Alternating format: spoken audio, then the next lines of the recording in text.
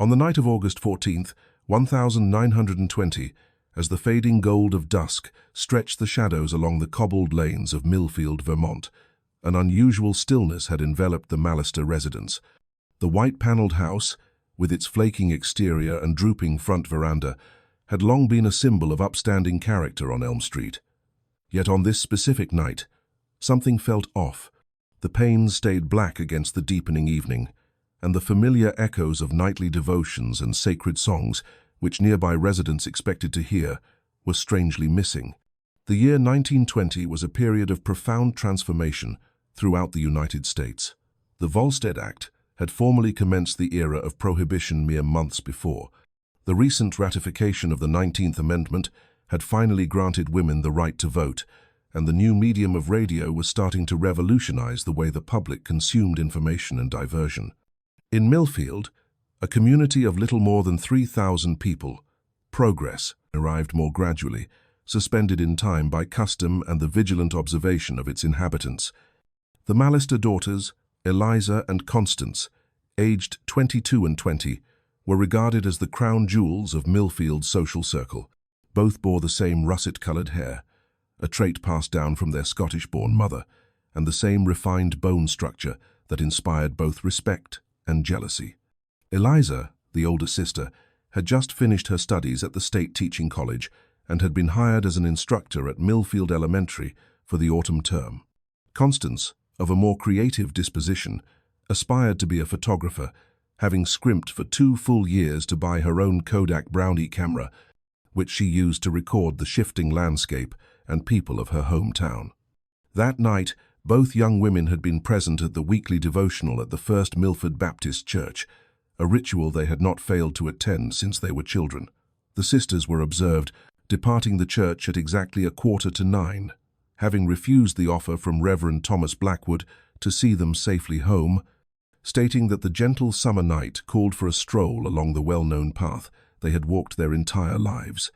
The Millfield Gazette had noted in that morning's edition that an itinerant evangelist was scheduled to appear in the adjacent town of Parsons Creek the following week, and Reverend Blackwood had talked eagerly about arranging a trip for members of his flock.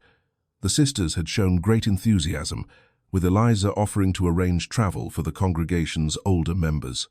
On the Mallister family's Atwater, Kent console radio that evening, a broadcast by the fashionable dance band of Paul Whiteman had been scheduled to play, though neither sister would get the opportunity to hear it. By the stroke of midnight, with both girls still absent, their father, the widower, Harold Mallister, a severe man who served as the town's sole apothecary, finally abandoned his typical reserve and went to the house of Sheriff Robert Haynes. The evening had turned unusually chilly for August, and a thin mist had crept in from the adjacent river, limiting vision and painting a ghostly aura around the gaslights that illuminated Main Street. The chimes of the town hall clock had just completed their 12 mournful strikes when Harold's frantic rapping awakened the sheriff. "Sheriff Haynes, I am afraid a grave misfortune has come to my daughters," Harold stated, his tone shaking with unfamiliar feeling. "They have never stayed out beyond 9 o'clock in all their lives. Something is gravely amiss." The vanishing of the Mallister sisters sent tremors of alarm through the tight-knit populace of Millfield. By daybreak the next day, as word traveled in quiet discussions over morning meals and among merchants unlocking their shops, a feeling of shared anxiety descended upon the town. The wider world may have been shifting quickly in 1920, but in Millfield, the passage of time felt more measured, and calamities of this sort were almost unheard of. Sheriff Robert Haynes positioned himself on the town hall steps at 7:30 that morning, assembling a search group of 50 men. Equipped with oil lamps, canes, and sober resolve, they spread out across Millfield and the outlying areas. The typical activity of a summer morning, housewives pinning washing on lines, store owners brushing their front steps, youngsters playing games in the road, was supplanted by a sinister silence, broken only by the voices of the search teams, shouting the names of the lost sisters. "We will concentrate our efforts on the path between the church and the Mallister home," Sheriff Haynes directed, his normally florid complexion now ashen with worry. "Be alert for anything out of the ordinary, a scrap of clothing, a misplaced heel, any sign of a struggle." These young women did not just evaporate into the air. The hunt persisted, and the entire day without a single trace of Eliza or Constance.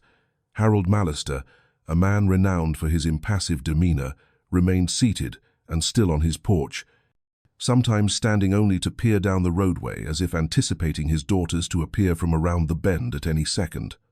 Neighbors delivered dishes of food that were left uneaten and uttered supplications that appeared to vanish into the thick summer atmosphere. As twilight fell on the 15th of August, Franklin Meyer, a 16-year-old who had a part-time job at the community horse barn, came across something that would irrevocably change the nature of life in Millfield. In a low gully about a mile outside of town, just off the gravel path leading to nearby Parsons Creek, Franklin noticed something odd nestled in the scrub. A single white lady's glove, dirtied but clearly identifiable, and close by, a patch of ground that looked as if something or someone had been pulled across it. "Sheriff," the young man yelled, his teenage voice breaking with terror and urgency. "Sheriff Haynes, I've discovered something over here." The finding of the glove, subsequently confirmed by Harold Mallister as his daughter Eliza's, signaled the commencement of what would become one of the most troubling inquiries in Vermont's history and the origin of a mystery that would stay open for many years. Sheriff Haynes and his assistant, James Collins, reached the location within minutes, having been scouring the vicinity. With mounting apprehension, they tracked the path of trampled foliage, which guided them further into the forest. Roughly 200 yards from where the glove was located, in a tiny glade encircled by thick pines, they uncovered the dreadful sight that would torment Millfield for decades to come. The remains of Eliza and Constance Mallister were resting next to one another, their hands composed as if in supplication. Their Sunday attire was arranged with deliberate precision around their motionless figures. Each had sustained several piercing wounds to the torso, and a rough cross, assembled from small branches, had been positioned upon each of them. Mallister, once most horrifying of all, a single leaf ripped from a holy Bible, had been inserted into each sister's mouth.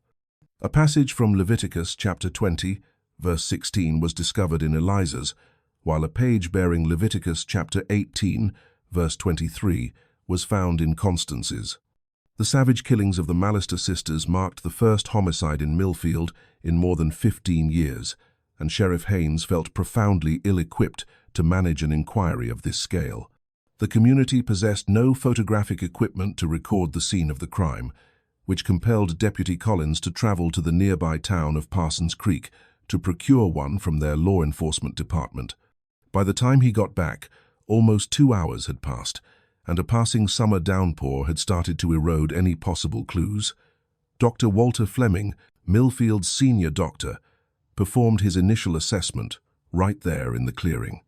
He concluded the sisters had probably died between 9 and 10 o'clock the prior night, indicating they had been ambushed not long after departing the church. He hypothesized the implement used was a thin-bladed knife, potentially a skinning knife or a comparable instrument. These injuries were delivered with massive power, Dr.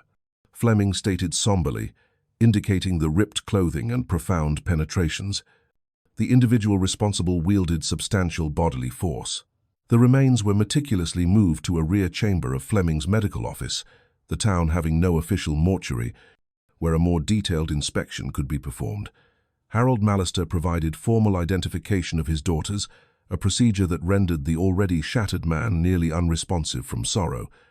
Neighbors guided him back to his house, where he would stay in isolation for many weeks, leaving only for his daughter's burial service. Sheriff Haynes's inquiry started in full the next day. With scant background in homicide cases, he depended mostly on methods he had encountered in law enforcement circulars and the limited number of mystery novels available in Millfield's tiny library.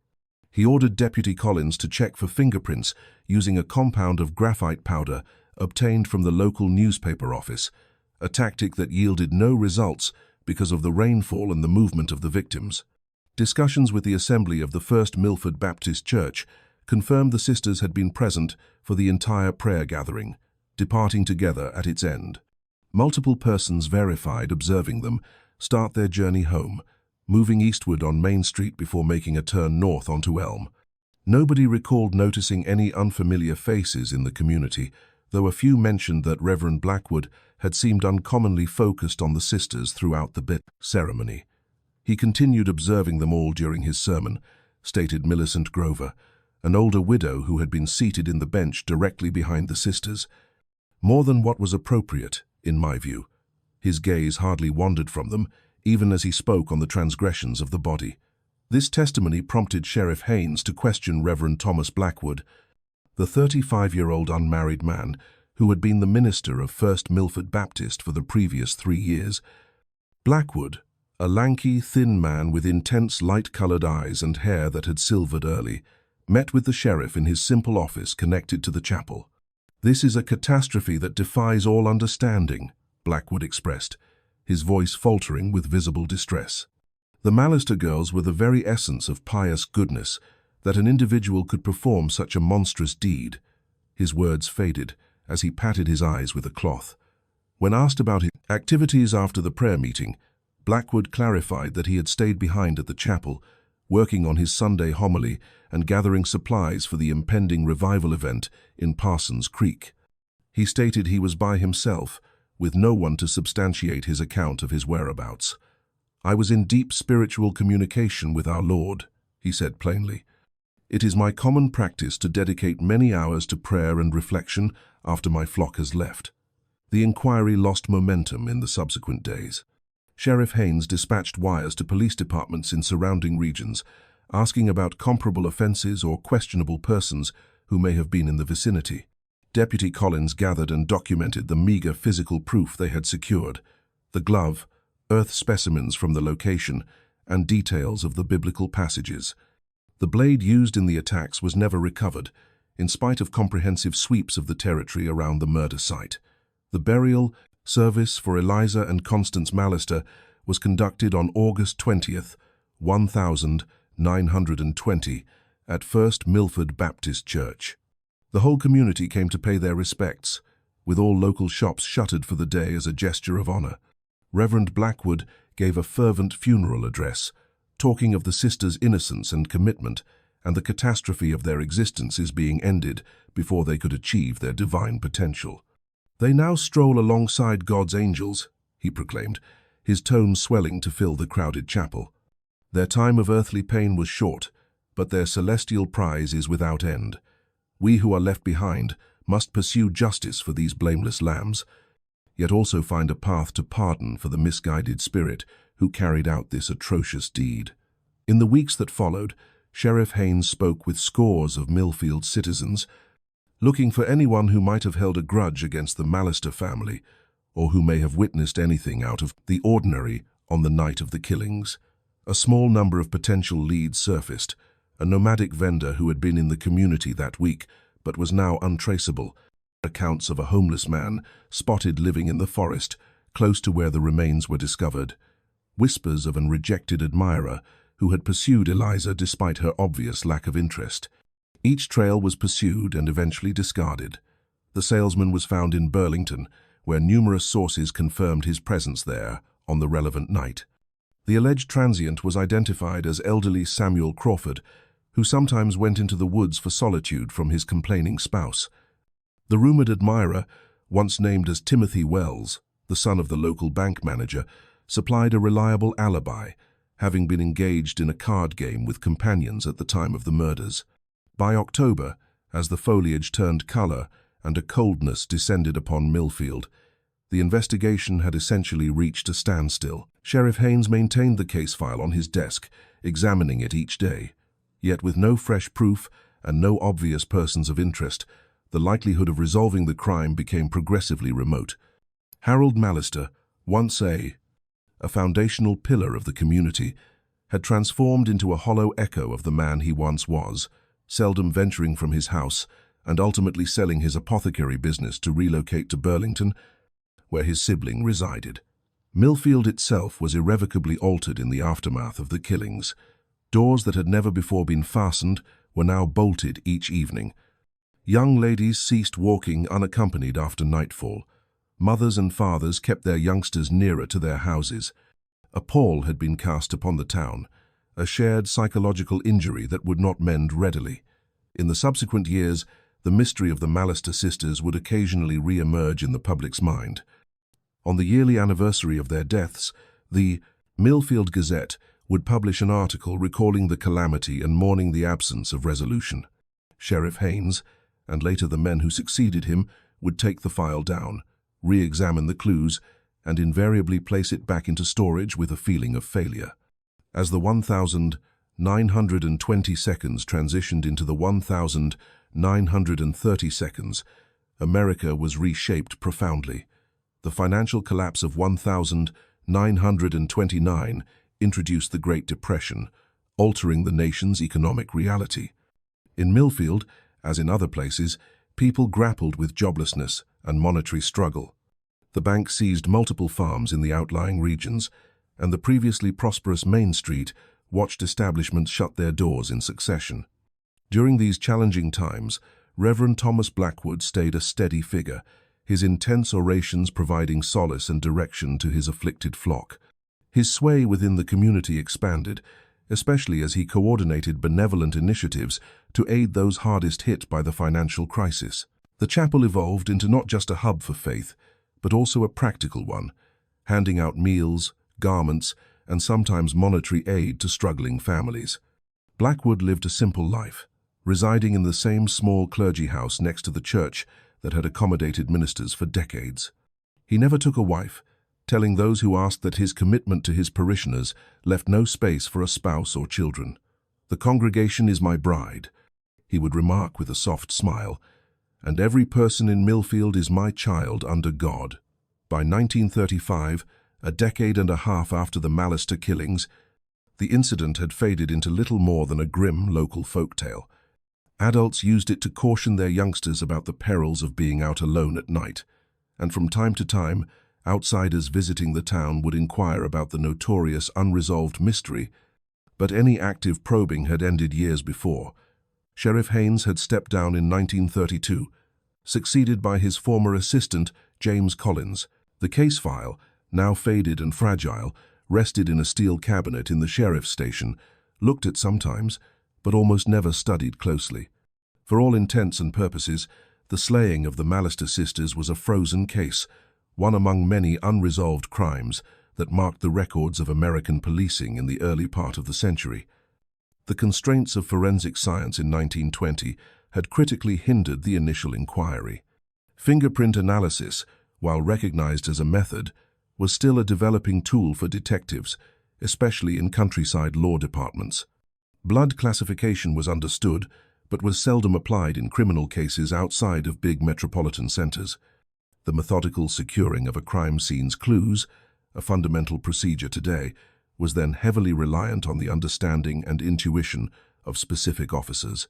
Furthermore, the inquiry was hampered by the scarce assets accessible to a small-town sheriff's department. Sheriff Haynes had no connection to criminal records, no forensic specialists to ask for advice, and no specialized gear beyond what was available in Millfield itself or could be obtained from nearby towns. In a time before telephones were widespread in rural areas, even the simple job of questioning all possible observers demanded days of journey by horse or in the department's lone Model T truck. Maybe most importantly, the social conventions of small community existence in 1920 erected obstacles to a comprehensive inquiry. Specific lines of questioning were avoided out of deference for personal boundaries or social rank. Certain subjects, especially those concerning private affairs, were deemed too sensitive for open conversation, and specific people, by virtue of their status in the community, were often not subject to doubt or were shielded from intense examination. In the years that followed the killings, the physical clues gathered at the location stayed kept in the sheriff's office. The white glove in a paper, sleeve, earth specimens in glass containers, written accounts of the scripture verses discovered with the victims. Pictures of the crime scene, captured with the loaned camera after the rainfall had already damaged the area, were of low grade, but were kept regardless. The original post-mortem notes, jotted by hand by Dr. Fleming, described the injuries and approximated the time of death, but did not have the exactness and depth that would later become routine in forensic pathology. Meanwhile, as the globe progressed through the Great Depression and into the Second World War, life in Millfield carried on.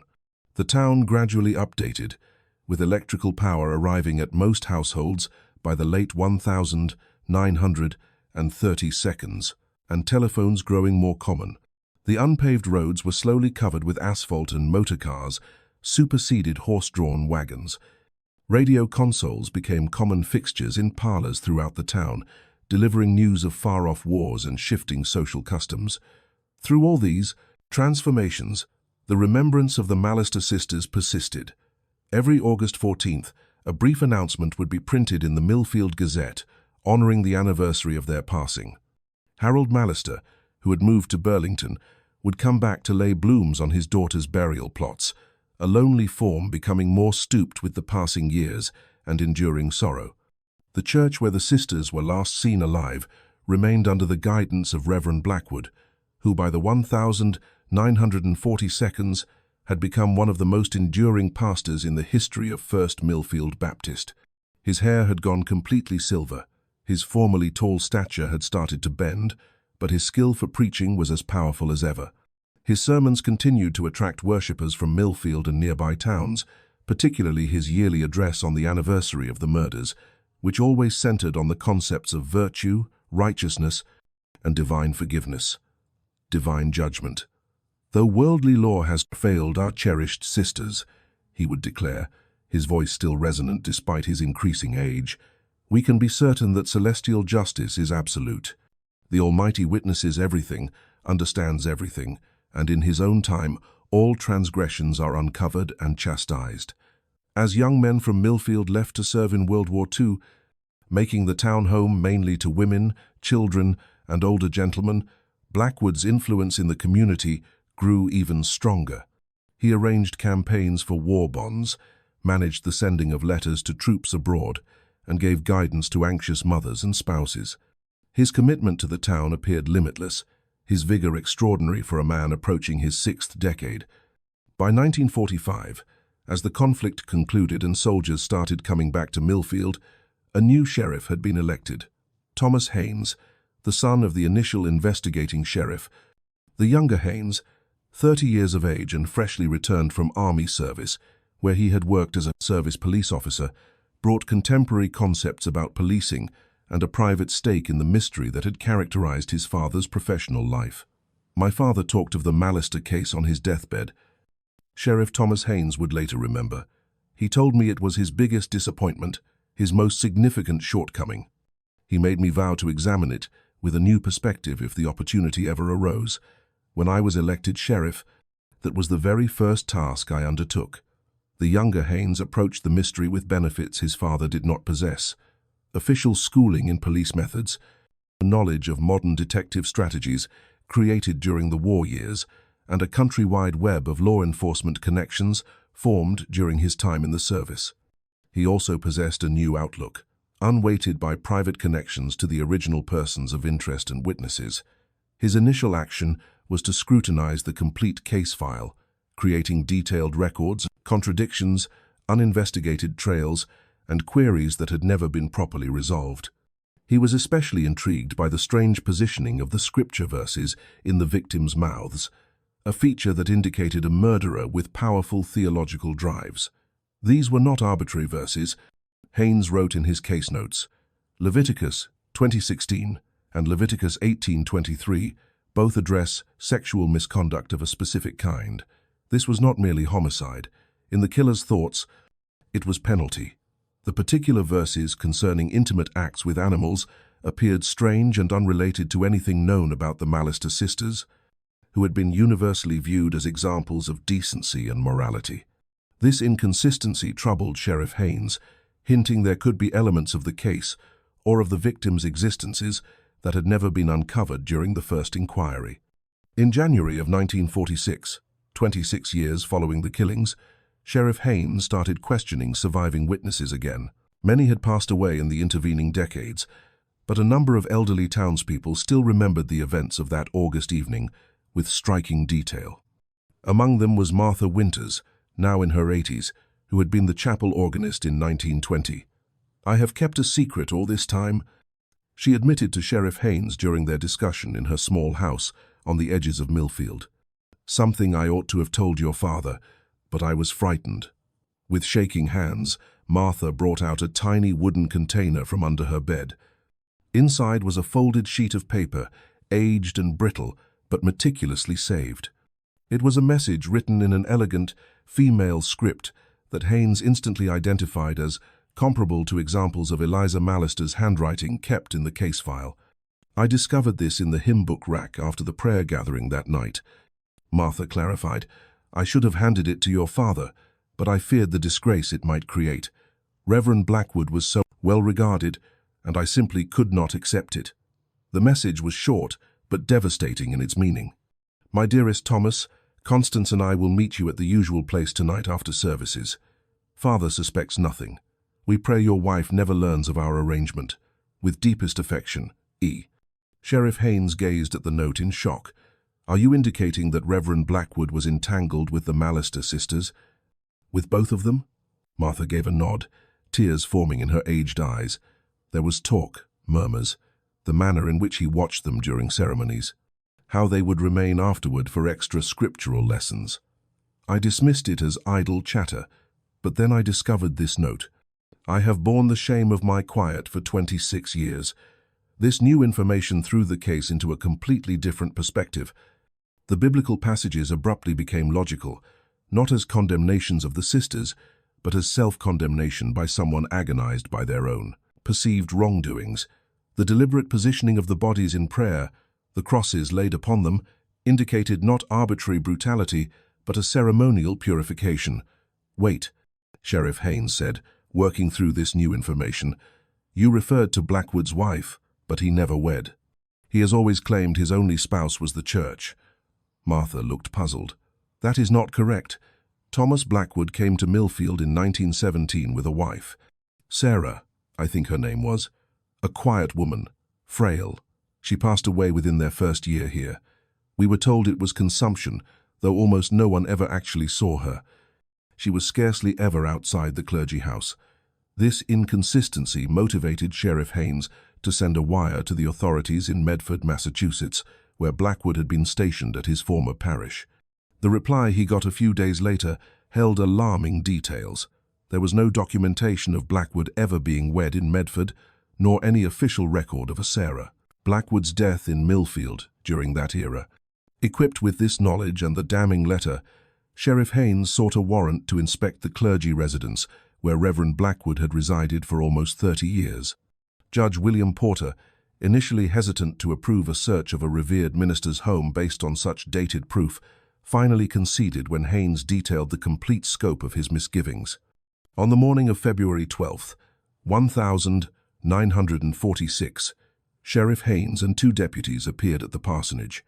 Reverend Blackwood, now 61 years of age but still a commanding presence, greeted them with visible composure. "I comprehend you have inquiries, Sheriff," he stated, ushering them into his simply decorated sitting room. "I have always endeavored to assist the lawful authorities." The inspection commenced in the primary chambers of the house, uncovering nothing out of the ordinary. The home was humble, nearly severe, mirroring Blackwood's public image of simple piety. Volumes of religious study filled the bookcases, a heavily used Bible rested open on a reading stand, and plain furniture occupied the living spaces. It was in the loft, entered through a hatch in the ceiling of Blackwood's sleeping quarters, that the first unsettling find was made. Deputy Frank Wilson, looking through dust-covered storage chests and cartons, discovered a small locked cedar box, which was easily pried open with a paper knife. Inside were countless pictures, images of youthful females from what seemed to be several different towns, including definite pictures of Eliza and Constance Mallister.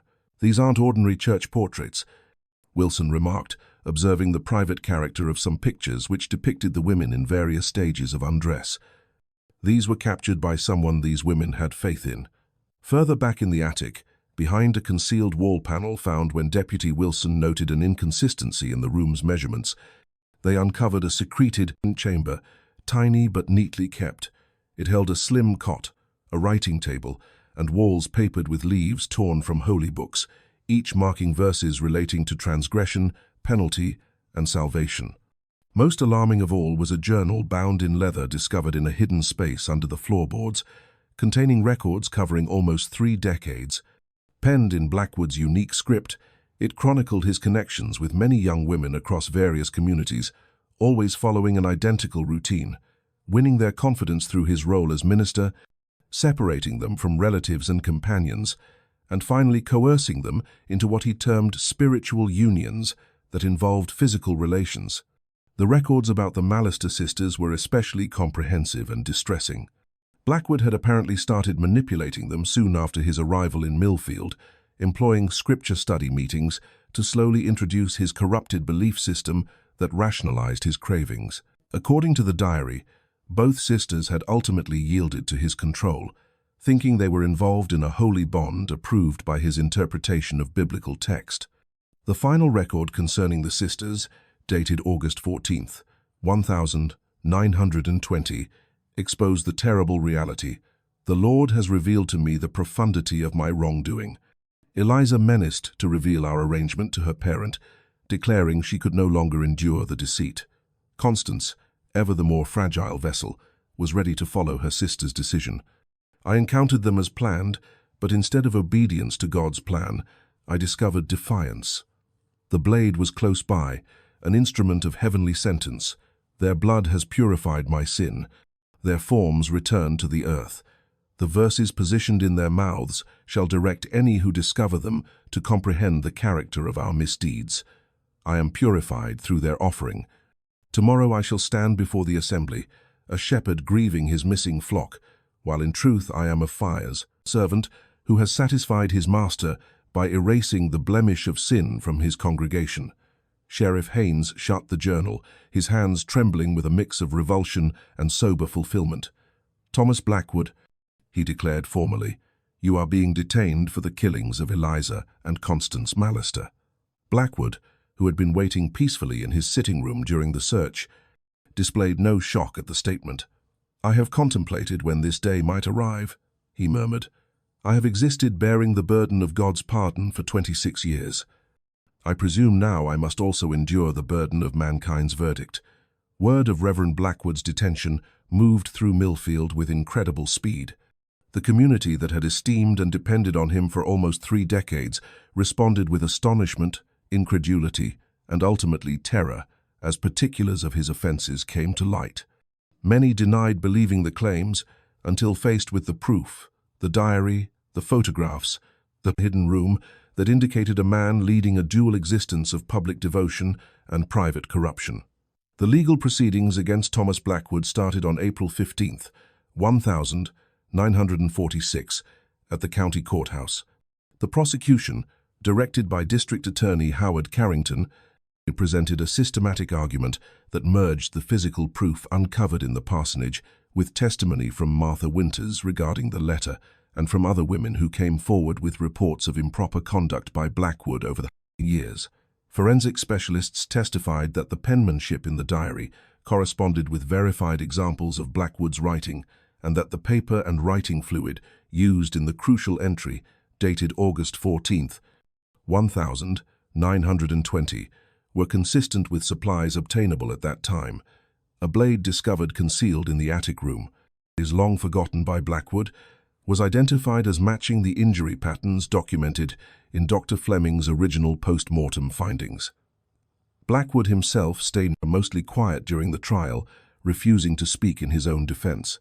His court-designated lawyer, Martin Graves, tried to contend that the proof was indirect and that the diary could have been an imaginative creation, a release for sinister ideas rather than a log of real occurrences. But the sheer mass of evidence, combined with Blackwood's own seeming resignation to his destiny, rendered such defenses ineffective. The most compelling witness statement came on the trial's 3rd day, when Harold Mallister, now 73 years old and in poor health, journeyed from Burlington to face the man who had killed his daughters. Speaking in a voice scarcely louder than a murmur, he depicted the ruin of losing his only children and the 26 years of sorrow that had followed.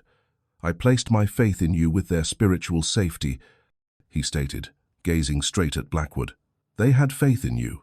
You were not merely their minister. You were the nearest person to a paternal presence, and they had after their mother passed.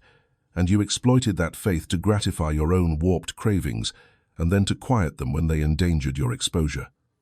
The jury reached a decision in under 3 hours, delivering a judgment of guilty on 2 charges of premeditated murder.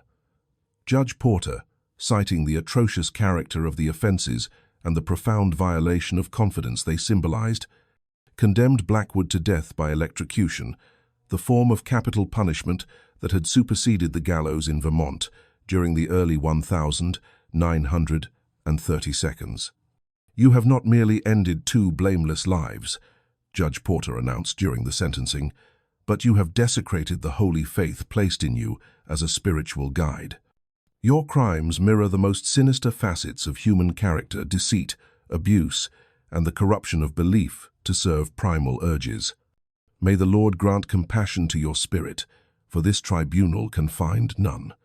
Thomas Blackwood was put to death at the Vermont State Prison on November 8, 1947.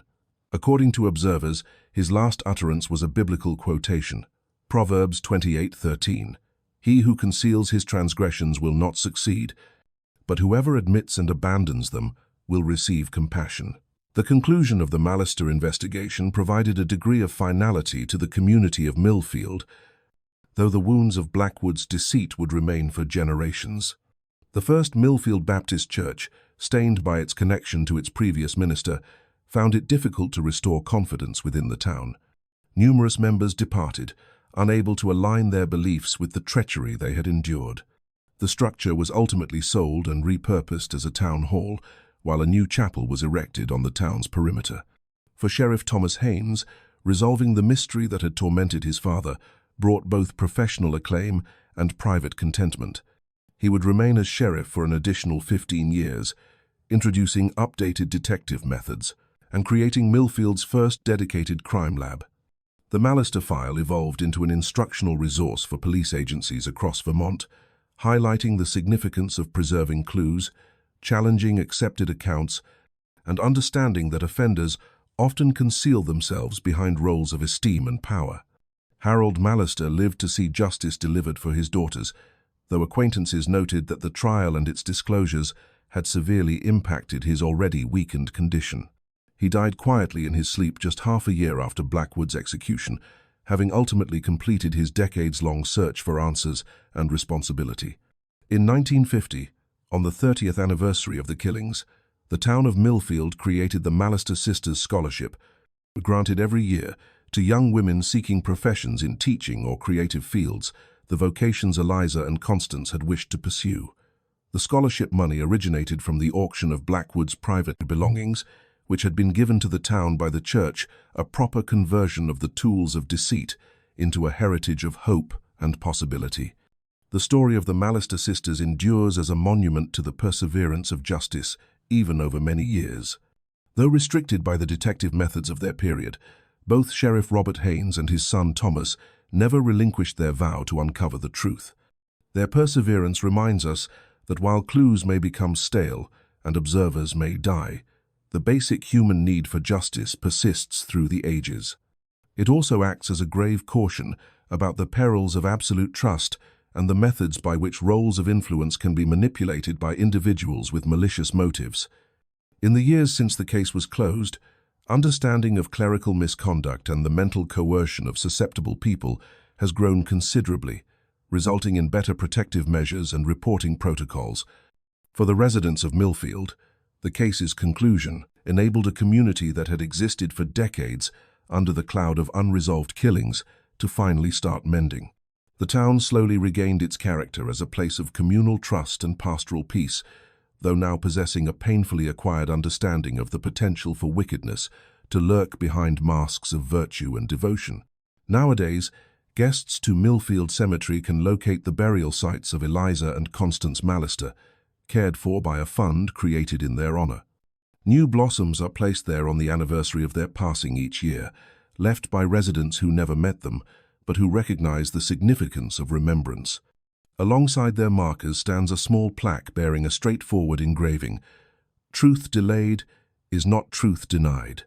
Justice comes to those who persist." The narrative of the Mallister sisters and the minister who deceived them has vanished from national news, but in Millfield, it stays a fundamental piece of local law.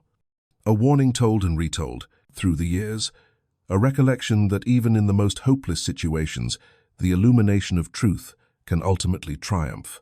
For the many unresolved mysteries from the early 20th century that still remain in forgotten filing cabinets and aging evidence storage rooms across America, the Mallister file provides a glimmer of hope. It implies that with perseverance, contemporary detective methods, and the bravery to re-examine accepted stories, justice that is postponed does not have to be justice that is forever lost. The passage of time may fade physical clues and cloud recollections, but it cannot eliminate the essential human yearning for answers and responsibility. The Mallister sisters case endures as one of the most startling instances of ultimate justice within Vermont's annals of crime. The 26-year interval between the offense and its solution illustrates both the constraints of early 20th century forensic science and the strength of unwavering dedication to uncovering reality. While contemporary detectives might have quickly identified the sexual dimension of the crimes and examined Reverend Blackwood more intensely, the social conventions of 1920 rendered such questioning almost unthinkable in a small community where the church and its minister were considered above reproach. Most disturbing was how Blackwood manipulated the very moral credibility bestowed upon him by the town to carry out his offenses and evade discovery.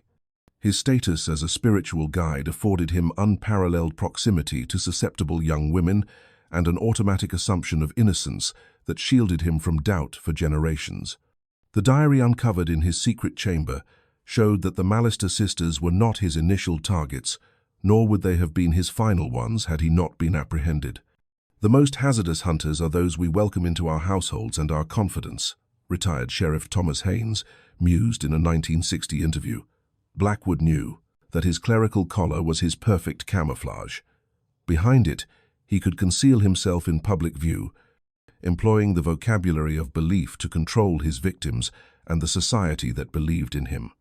The pictures confiscated from Blackwood's residence exposed a methodical grooming practice that reached beyond Millfield to his prior assignments.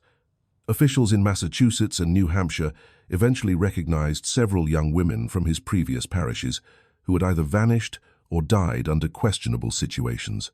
While these instances were never conclusively connected to Blackwood because of elapsed time and missing evidence, the parallels were undeniable. The scripture verses Blackwood positioned in his victims' mouths, dealing with sexual misconduct involving animals, mirrored his warped theological rationalization for his own conduct.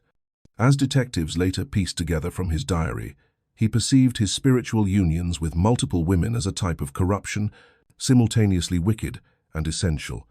The killing of the Mallister sisters symbolized not merely an effort to silence them, but a ceremonial purification of what he viewed as his own sins. Harold Mallister never completely healed from the devastation of losing his daughters and then learning the awful reality concerning their association with their pastor.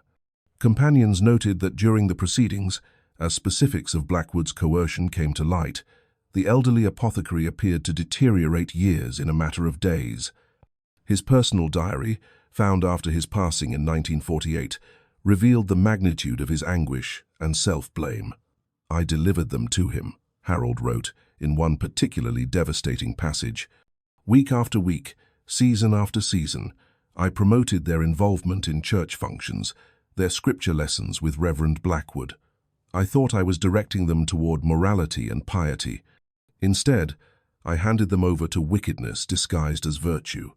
How does a parent endure such a realization?" The consequences of the case spread outward across the years, affecting police procedures throughout Vermont and eventually across New England. Sheriff Thomas Haynes, applying the knowledge gained from the Mallister inquiry, created one of the initial regional evidence preservation systems in the northeastern United States. His demand that physical proof be correctly gathered, recorded and maintained, even in apparently unimportant matters, became established procedure and resulted in the resolution of several other dormant investigations in later years. The unearthing of Blackwood's diary also emphasized the value of evaluating psychological evidence in criminal probes. The meticulous record of his reasoning, drives, and techniques offered crucial understanding into the minds of offenders who abused positions of confidence. Sections from the diary, with personal information redacted, later became educational content for police trainees learning to identify the indicators of such predatory conduct. The compilation of photographs confiscated from Blackwood's home proved equally significant from an investigative perspective. The pictures, covering over 20 years, showed the development of his methodology from apparently harmless photos of young congregants to progressively private and exploitative images.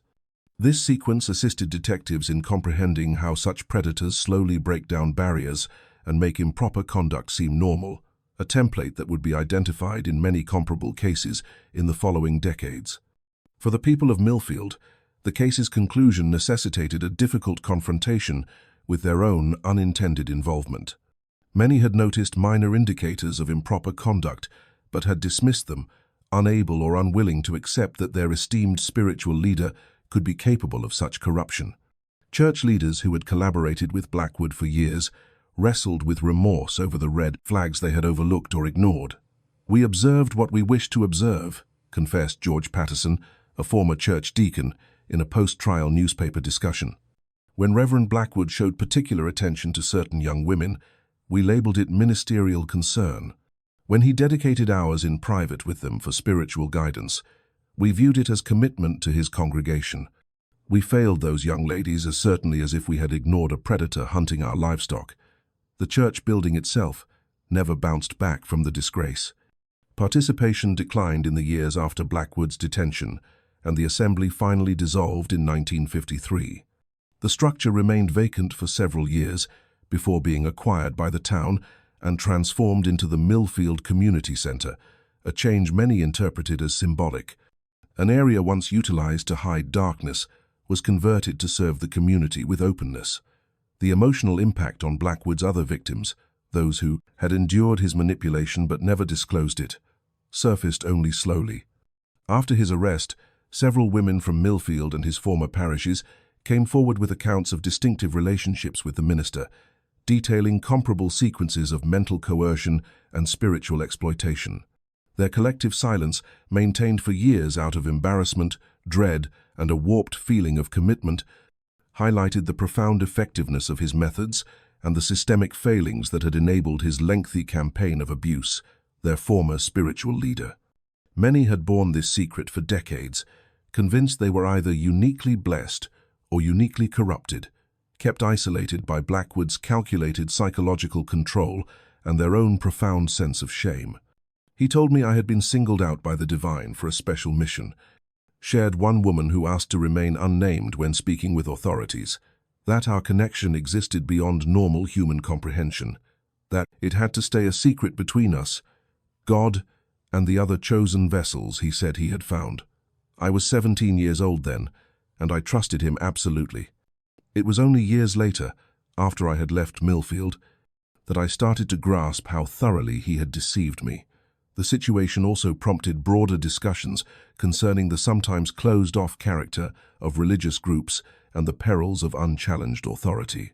In the years following Blackwood's execution, numerous religious bodies in New England adopted new guidelines for clergy supervision, incorporating regular reassignments of ministers and rules prohibiting clergy from holding one-on-one meetings with congregants, especially with young women and children. While not as comprehensive as contemporary standards, these were initial steps to counter the systemic weaknesses Blackwood had so effectively manipulated. Perhaps the most enduring impact of the Mallister investigation was its effect on the methodologies for investigating long unsolved cases. Sheriff Thomas Haynes's strategy, which merged preserved physical proof with new interviews of elderly witnesses and recently developed forensic methods, became a template for comparable inquiries. His comprehensive record of his techniques, published in a law enforcement periodical in 1950, stressed the necessity of periodic re-examinations of cold cases and the implementation of advancing investigative tools on long-dormant evidence. For today's detectives, the situation provides several vital insights. First, the critical need to maintain evidence in perpetuity, even when the chance of a solution appears distant. The physical objects gathered in 1920, though primitive by today's measures, offered essential context when integrated with new findings in 1946. Second, the benefit of re-evaluating social and power structures when analyzing cold cases. Presumptions about who could or could not be an offender, frequently influenced by community standing or occupation, may have prevented earlier investigators from considering plausible suspects. And lastly, the importance of new viewpoints.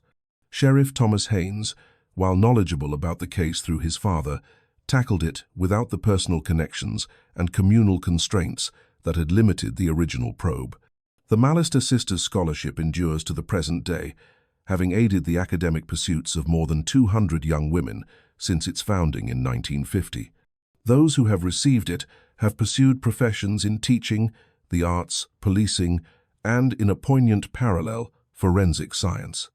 Every recipient is told the story of Eliza and Constance, guaranteeing that their memory and the lessons from their tragic demise continue to guide future generations. In 1997, on the 50th anniversary of Blackwood's execution, the Millfield Historical Society installed a modest display about the case in the community center that now occupies his former church.